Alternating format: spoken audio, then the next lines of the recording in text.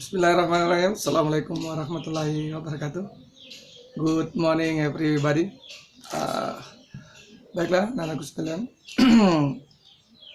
Sebagaimana anjuran pemerintah terkait pemberantasan dan pencegahan virus corona. Jadi untuk saat ini anak-anakku sengaja diliburkan selama 14 hari ke depan.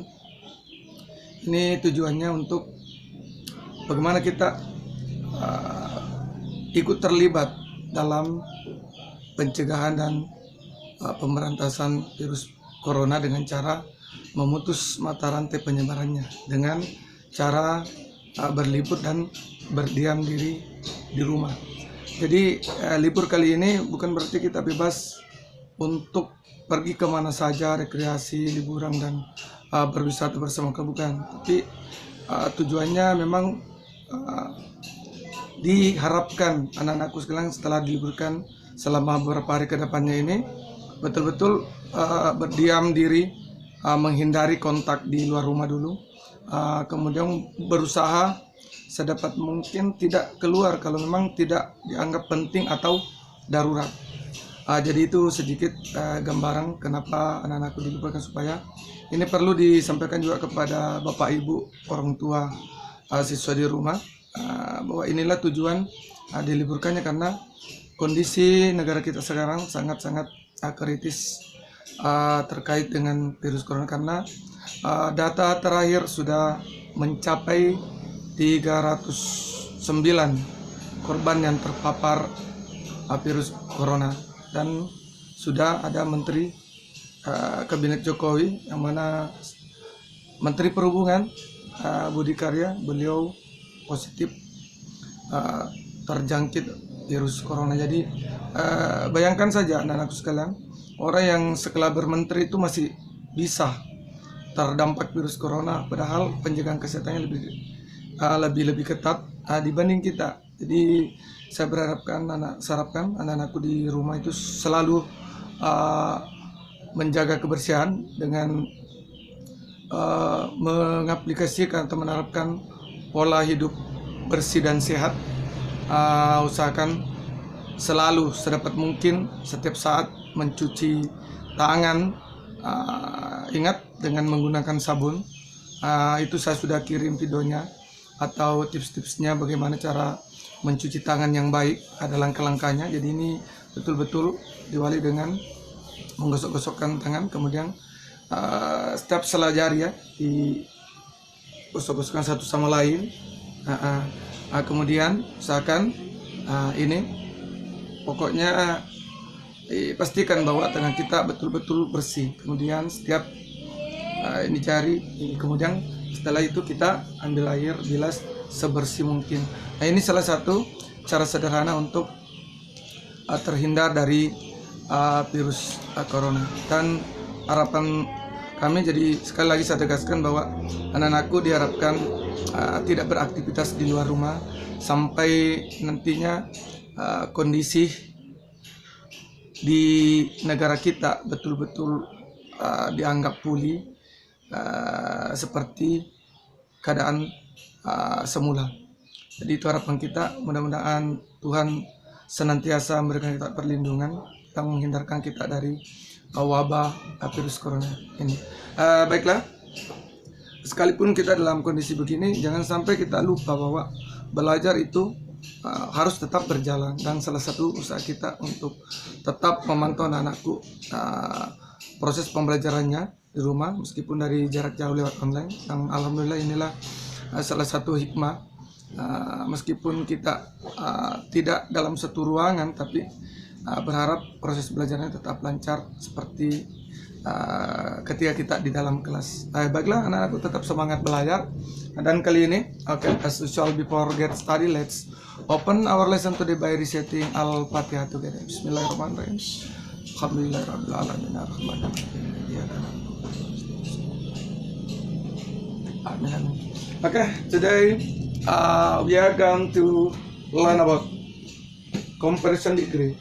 Okay, as I was saying before, seperti yang kita pelajari sebelumnya, bahwa comparison degree itu adalah Ya, perhatikan ya. Nah, saya tuliskan supaya lebih jelas. Jadi ini masih comparison degree. Ya.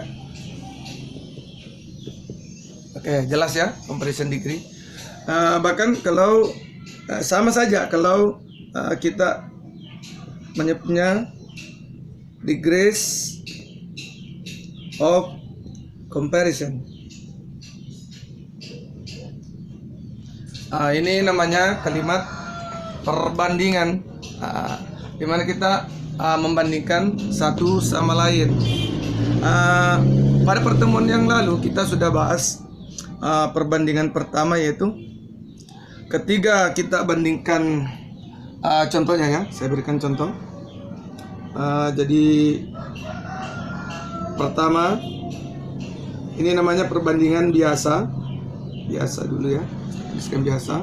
Kemudian perbandingan lebih, kemudian perbandingan atau paling ya. Tolong diperhatikan baik-baik anak-anak sekalian. Maksudnya apa? Contohnya big ya, perhatikan big. Tahu artinya big ya? Big, ingat? Big artinya besar. Big. Kemudian small. Jadi kita tulis semua dulu sini. Big, small, big,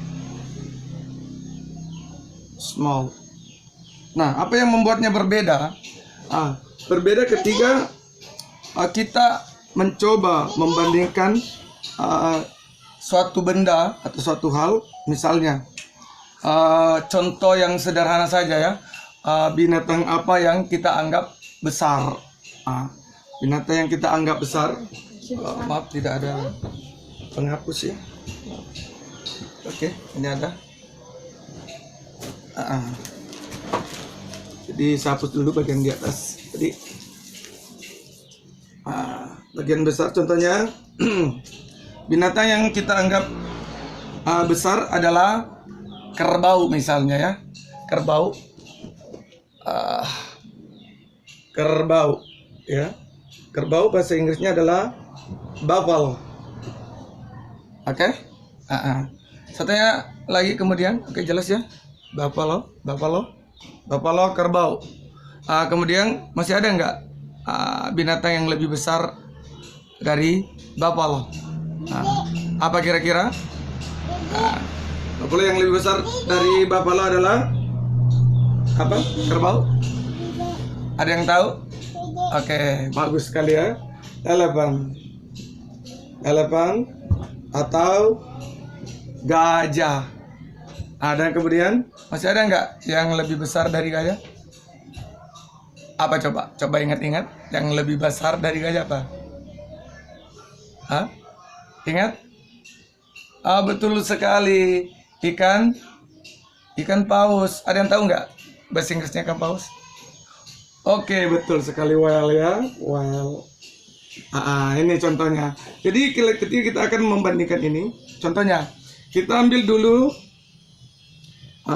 comparison degree yang tingkat biasanya. Jadi kita tulis dulu buffalo is big ya. Buffalo is big. Kerbau besar. Kemudian kita coba bandingkan, ada nggak yang lebih besar dari kerbau? Ya, seperti tadi yang kita katakan, yang lebih besar dari kerbau adalah elephant, gajah.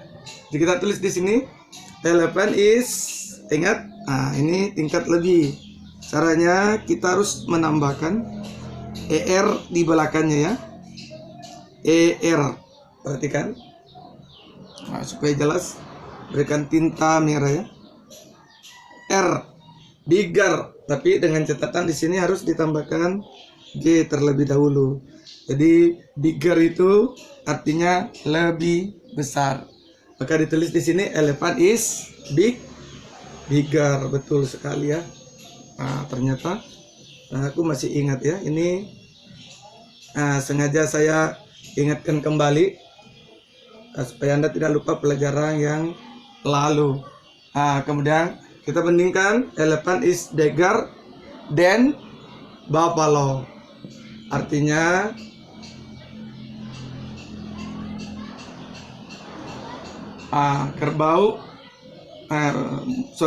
artinya gajah lebih besar daripada kerbau. Oke, sudah paham ya? Kemudian kita melangkah lagi di kalimat berikutnya, kita bandingkan lagi. Ada nggak binatang yang masih lebih besar lagi dibanding gajah dan kerbau? Seperti yang kita sebutkan tadi adalah whale atau ikan paus. Pernah lihat ikan paus gak? Di kampung kita pernah lihat ikan paus? Tentu pernah lihat, tapi di televisi. Oke. Tempatnya di laut. Oke. Very good.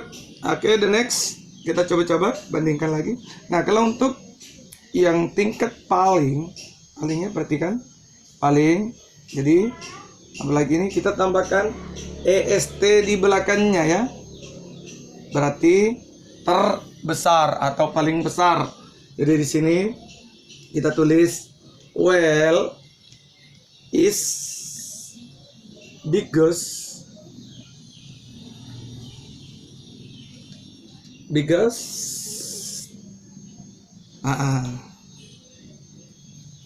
then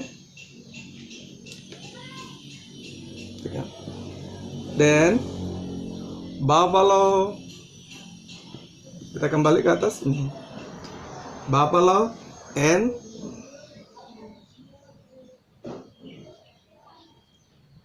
and elephant. Jadi artinya ikan paus lebih besar dibanding atau dari kerbau dan gajah. Begitu. Dan aku sekalian pelajaran yang lalu ya, kita ini kembali. Nah, saya tantang. Sekarang silakan buat contoh. Buat contoh, saya berikan tantangan pertama. Satu saya dulu ya. Ini small, tahu small ya, kecil. Kalau tadi kita bandingkan yang besar-besar, sekarang saya tantang Anda coba membuat kalimat dengan sesuai dengan contoh yang saya berikan tadi ya, dari kata small.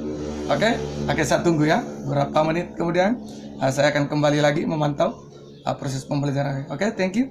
Untuk sementara kita break dulu. Assalamualaikum warahmatullahi wabarakatuh. Oke, guys.